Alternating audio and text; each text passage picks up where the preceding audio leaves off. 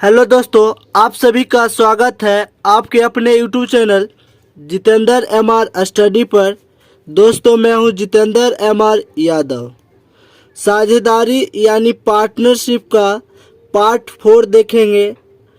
अगर आप पार्ट 3 तक नहीं देखे हैं तो डिस्क्रिप्शन में लिंक दिया गया है, वहां से आप जाकर देख सकते हैं। तो देखिए, तो ए, बी और सी की पूंजी का अनुपात 1/2, 1/3 तथा 1/4 है। 4 महीने के बाद ए अपनी पूंजी का 1/2 भाग निकाल लेता है और 8 महीने और बाद यदि 10/12 यानी 1012 रुपया के लाभ को इनके बीच विभाजित किया जाता है तो ए को लाभ प्राप्त होगा। कितना लाभ प्राप्त होगा? देखिए, तो 3 व्यक्ति मिलकर कोई व्यापार या कारोबार शुरू किया है। देखिए, तो इसको लिखते हैं ए अनुपात बी अनुपात सी। 3 व्यक्ति मिलकर व्यापार शुरू किया है, कारोबार शुरू किया है, जिसमें अपना पूंजी अनुपात में लगाया है 1/2, 1/3 और 1/4। इस सब का अनुपात में दिया हुआ है पूंजी। यहाँ देखिए, तो बट्टा में है 1/2, 1/3, 1/4। तो क्या करेंगे, इस सब का एलसीएम निकालना पड़ेगा। देखिए, तो यहाँ जैसे 2, 3 और 4 का एलसीएम देखिए तो निकालते हैं तो 12 हो जाएगा। 2, 3, 4 का एलसीएम 12। 2 से अगर 12 में भाग देंगे तो 6 बार में लगता है। देखिए, तो 6 एकम 6 हो जाएगा यहाँ अनुपात में। 3 से अगर 12 में भाग देंगे तो 3 चौक 12, तो 4 एकम 4 हो जाएगा। यहाँ देखिए, तो 4 तिया 12, तो 3 एकम 3, यहाँ 3 हो जाएगा। यानी 6:4:3 हो गया ए बी सी का पूंजी का अनुपात। तो प्रश्न में कहा गया है कि जे 3 आदमी मिलकर व्यापार शुरू किया है। देखिए, तो ए का पूंजी, देखिए तो ए का पूंजी, बी का पूंजी और सी का पूंजी। देखिए, तो सबको लिख लिए हैं बट्टा में। अब आपको क्या करना है, जैसे प्रश्न में कहा गया है 4 महीने के बाद ए अपनी पूंजी का, अच्छा पहले तो 4 महीना रहा है, यानी पूंजी इसका 6 है और टाइम कितना है, 4 महीना तक रहा है। उसके बाद जो है क्या क्या है, जितना भी पूंजी लगाया है उसका 1/2 भाग निकाल लेता है। देखिए, तो यहाँ लिखते हैं, जैसे यहाँ लिखते हैं। देखिए, तो अनुपात में 6 लगाया है, ए का पूंजी अनुपात में 6 है और 1/2 भाग बाहर निकाल लेता है ए। तो देखिए, तो 2 से अगर 6 में भाग देंगे तो 3 बार, 3 को 1 से गुना करेंगे तो 3, यानी देखिए कुल जो है अनुपात में 6 है। ए का पूंजी जो है अनुपात में 6 है, जिसमें से 3 भाग 1/2 भाग यानी कि 3 बाहर निकाल रहा है। 6 में से 3 घटेगा तो यानी 3 हो जाएगा। देखिए, तो 6 में से 3 घटेगा तो यानी 3 हो जाएगा, यानी 3 निकाल लेता है तो बचा कितना, 3। तो देखिए, तो 3 निकाल लिया, 3 बच गया, तो 3। और समय कितना, तो देखिए, तो प्रश्न में कहा गया है और 8 महीने और बाद, यानी 8 महीना और चला है। देखिए, तो निकालने के बाद 8 महीना और चला है, तो 8 यहाँ लिख देंगे। कुल मिलाकर 12 माह हो गया। 8 माह यहाँ और 4 माह यहाँ, तो 8 और 4 तो 12 माह हो गया। देखिए, तो उसी प्रकार बी और सी भी रहा होगा, तो यानी ये भी 12 माह और ये भी 12 माह। अब देखिए, तो इसको सोल्यूशन करते हैं। देखिए, तो 6 गुना 4 तो 24 और 3 गुना 8 तो 24, 24 तो यहाँ 48 हो जाएगा। देखिए, तो यहाँ लिखते हैं ए अनुपात बी अनुपात सी।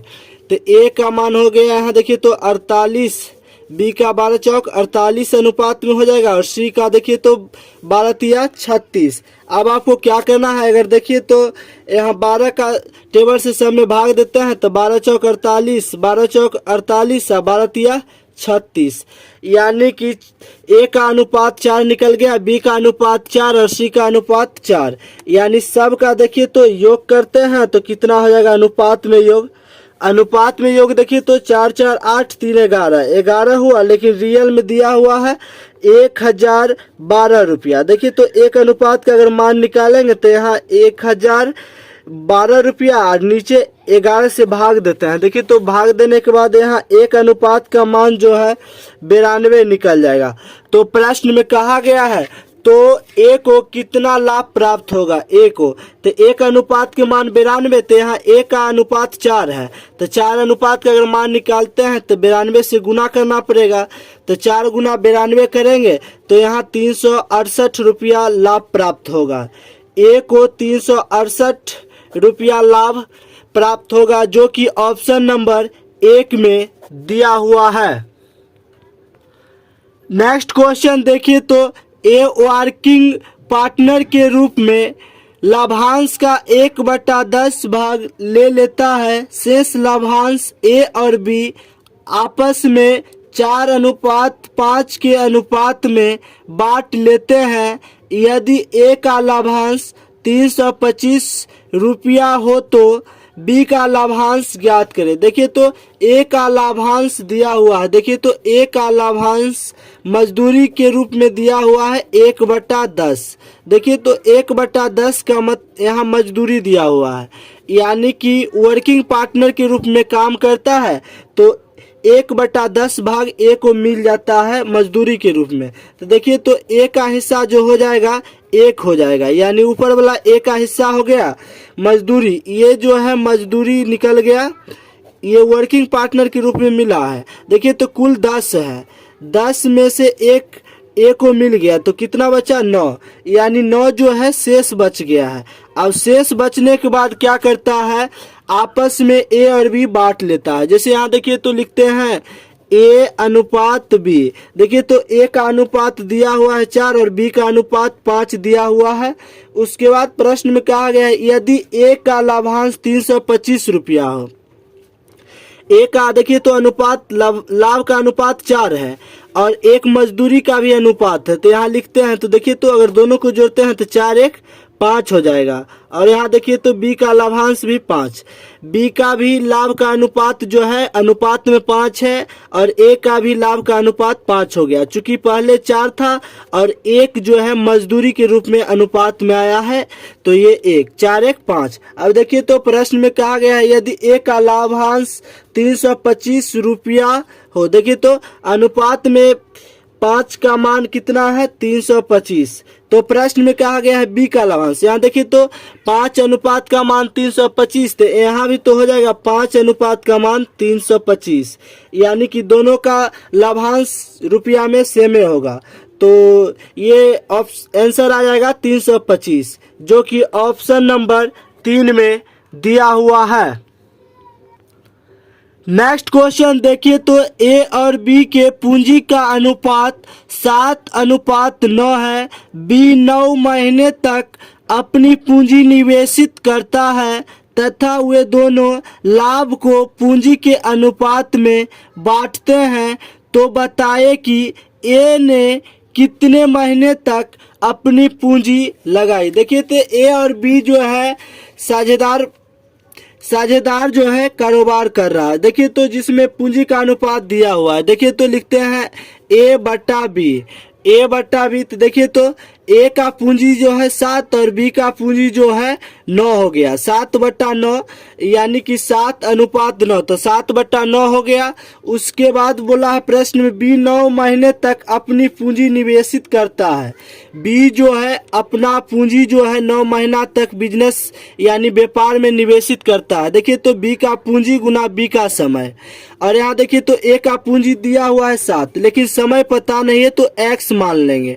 अब आपको क्या करना है, प्रश्न में कहा गया है वे दोनों लाभ को पूंजी के अनुपात में बांटते हैं। देखिए तो पूंजी दिया हुआ है, ए का पूंजी 7 और बी का पूंजी 9 अनुपात में, और लाभ भी वही रहेगा। प्रश्न में कहा गया है वे दोनों लाभ को पूंजी के अनुपात में बांटते हैं, जितना पूंजी उतना ही लाभ। तो देखिए तो पूंजी यहाँ 7 है और यहाँ 9 है तो 9, यानी बी का पूंजी जो है 7 और बी का पूंजी का अनुपात 9, दोनों बराबर है पूंजी और लाभ। देखिए तो अब आपको क्या करना है, यहाँ देखिए तो 7 से 7 कट जाएगा, बराबर में ऊपर से ऊपर और नीचे से नीचे कट जाता है या आमने सामने कट जाता है। 9 से 9 देखिए तो कट गया।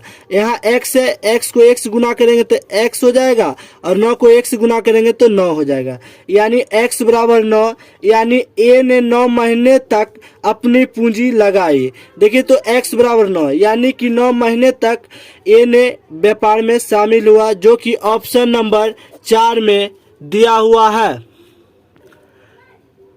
नेक्स्ट क्वेश्चन देखिए तो ए और बी मिलकर एक व्यापार प्रारंभ किया। ए जिसकी पूंजी व्यापार में 4 महीने तक लगी, उसने लाभांश के 3/8 भाग का दावा किया। अगर बी की पूंजी 1560 रुपया इसी व्यापार में 8 महीने तक लगी थी, तो बताइए कि ए ने कितनी पूंजी लगाई थी।